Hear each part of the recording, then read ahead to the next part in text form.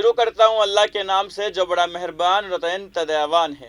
آداب ناظرین، میں ہوں آپ کا میزبان عبد الواجد اور آپ دیکھ رہے ہیں تسنیم ٹی وی۔ ناظرین، آج کی ہماری خاص پیشکش اسلام کے جنگجو میں آپ کا استقبال کرتا ہوں۔ ہماری اس پیشکش میں خلیفہ ثانی حضرت عمر رضی اللہ عنہ کا ذکر چل رہا ہے۔ جانیں گے آج کی اس خاص پیشکش میں آپ رضی اللہ عنہ کی شہادت کے بارے میں۔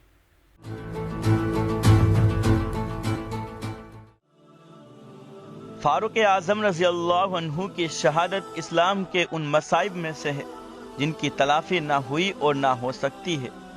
جس دن سے وہ مسلمان ہوئے، دین الہی کی شوکت اور عزت بڑھ گئی، اور اپنے عہد خلافت میں تو وہ کام کیے جن کی نظیر کبھی چشم فلک نے بھی نہیں دیکھی، اور جس دن دنیا سے رخصت ہوئے مسلمانوں کا اقبال بھی رخصت ہو گیا۔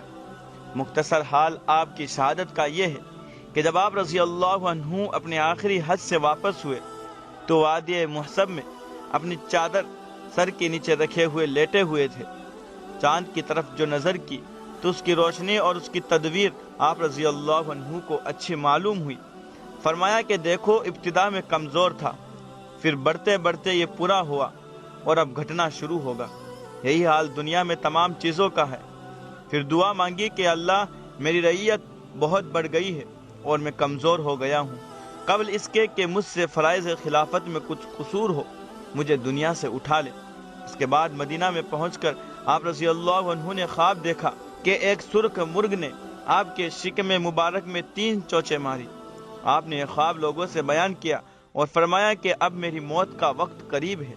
اس کے بعد یہ ہوا کہ ایک روز اپنے معمول کے مطابق بہت سویرے نماز فجر کے لیے مسجد تشریف لے گئے۔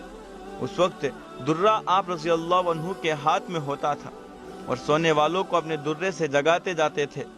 مسجد پہنچ کر نمازیوں کی صفیں درست کرنے کا حکم دیتے تھے اور اس کے بعد نماز شروع فرماتے تھے اور نماز میں بڑی بڑی صورتیں پڑھتے تھے۔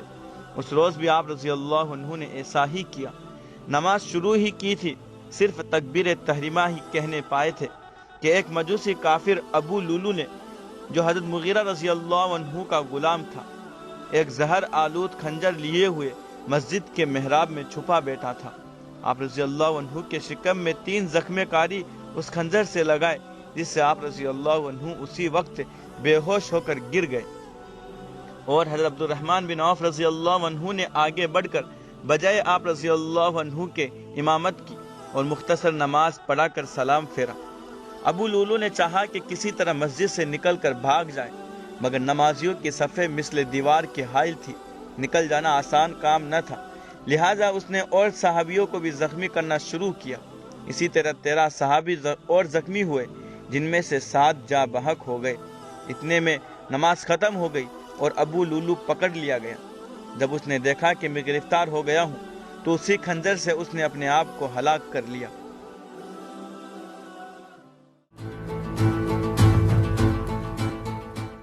اتنا بڑا عظیم الشان واقعہ ہوا مگر کسی مسلمان نے نماز نہیں توڑی۔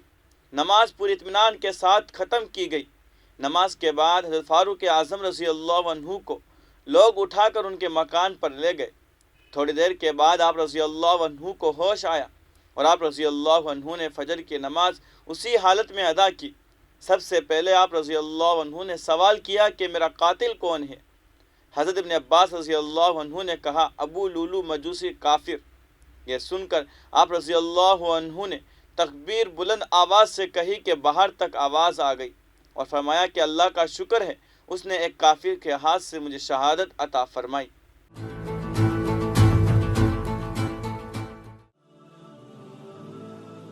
یہ ابو لولو ایک مرتبہ حضرت فاروق اعظم رضی اللہ عنہ کی خدمت میں یہ شکایت لے کر گیا تھا کہ میرے مالک نے مجھ پر محصول زیادہ باندھا ہے، آپ رضی اللہ عنہ اس میں کمی کرا دیجیے۔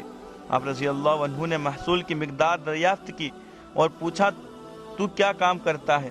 اس نے کہا، میں چکی بناتا ہوں۔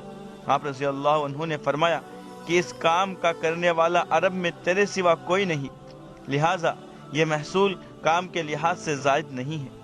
پھر آپ رضی اللہ عنہ نے فرمایا، یہ ایک چکی ہمارے لیے بھی بنا دے۔ اس نے کہا، بہت اچھا، آپ رضی اللہ عنہ کے لیے ایسی عمدہ چکی بنا دوں گا کہ تمام دنیا میں اس کی شہرت ہوگی۔ آپ رضی اللہ عنہ نے فرمایا کہ دیکھو یہ غلام مجھے قتل کرنے کی دھمکی دیتا ہے۔ کسی نے کہا امیر المؤمنین آپ حکم دے تو ابھی اس کو گرفتار کر لیا جائے۔ آپ رضی اللہ عنہ نے فرمایا کہ جرم سے پہلے سزا دی جائے۔ اسی وقت سے ابو لولو نے ایک خنجر بنانا اور اس کو زہر میں بجھانا شروع کیا اور اس کی فکر میں رہا۔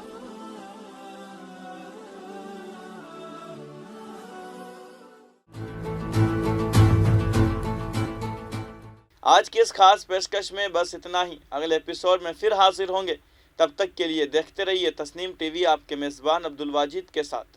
اللہ حافظ۔